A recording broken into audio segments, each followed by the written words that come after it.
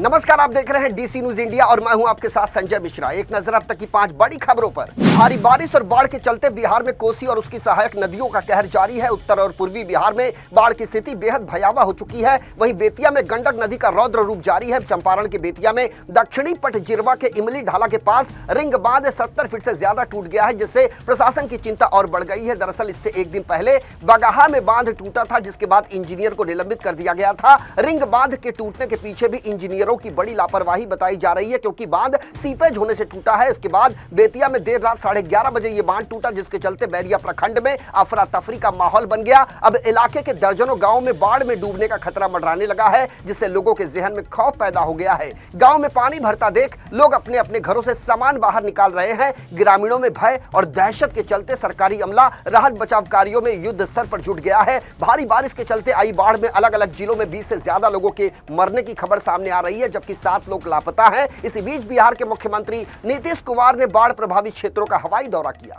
भले ही देश में मार्च के बाद से घरेलू गैस सिलेंडर की कीमतों में कोई बदलाव देखने को न मिला हो, लेकिन कमर्शियल गैस सिलेंडर की कीमतों में लगातार इजाफा देखने को मिल रहा है। देश में कमर्शियल गैस सिलेंडर की कीमत इस समय 1900 रुपए पार हो चुकी है। दरअसल अक्टूबर के महीने में कमर्शियल गैस सिलेंडर के दाम में ये इजाफा देखने को मिला है। अगस्त और सितंबर के महीने में भी कीमतों में बढ़ोतरी देखने को मिली थी। इसका मतलब यह है कि देश के चारों महानगरों में कमर्शियल गैस सिलेंडर के दाम में 94 रुपए की बढ़ोतरी हो चुकी है। एक आंकड़ों के मुताबिक देश की राजधानी दिल्ली में घरेलू गैस सिलेंडर की कीमत 803 रुपए है, तो वहीं कोलकाता में गैस सिलेंडर के दाम 829 रुपए पर मिल रहा है। वहीं मुंबई में गैस सिलेंडर की कीमतें 802 रुपए 50 पैसे की दर पर मौजूद है, जबकि चेन्नई में घरेलू गैस सिलेंडर के दाम 818 रुपए 50 पैसे के आसपास। कर्नाटक हाईकोर्ट ने महिला से यौन उत्पीड़न के एक मामले में ओला कंपनी को 5 लाख रुपए का मुआवजा देने का आदेश दिया है। हाईकोर्ट ने सोमवार को ओला की पैरेंट कंपनी ANI टेक्नोलॉजीज को मुआवजा देने का निर्देश दिया है। बताया जा रहा है कि कंपनी की तरफ से यह मुआवजा उस महिला को दिया जाएगा जिसके साथ उसके कैब ड्राइवर ने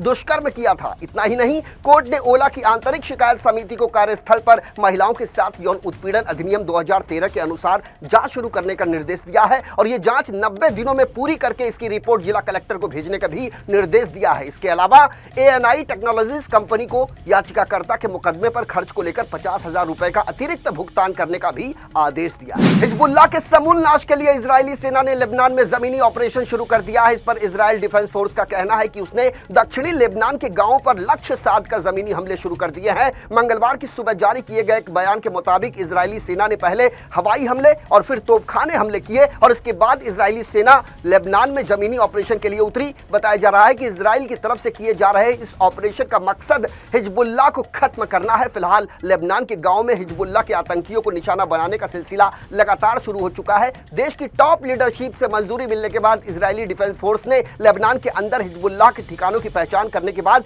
ग्राउंड ऑपरेशन शुरू कर दिया।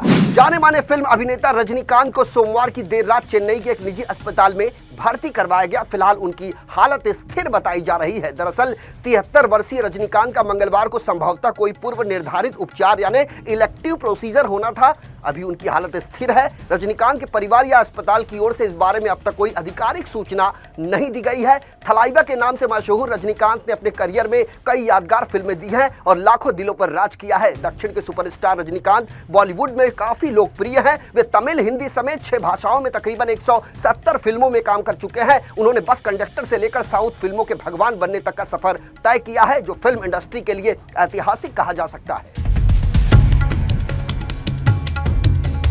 महात्मा विदुर के अनुसार जो व्यक्ति किसी भी कार्य को बिना जल्दबाजी के सही समय और अवसर का इंतजार करके करता है, उसे सफलता अवश्य मिलती है, जबकि जल्दबाजी में किए गए कार्यों में अधिकतर विफलता की संभावना ज्यादा होती है। जीवन में धनी बनने वाले लोग धैर्यपूर्वक सही मौके की प्रतीक्षा करते हैं और उसके बाद ही कार्य आरंभ करते हैं। इस प्रकार के लोग जीवन में बड़े निर्णयों को भी सोच समझ कर लेते हैं, जिसकी वजह से उनके कार्यों में सफल होने की संभावना अधिक होती है।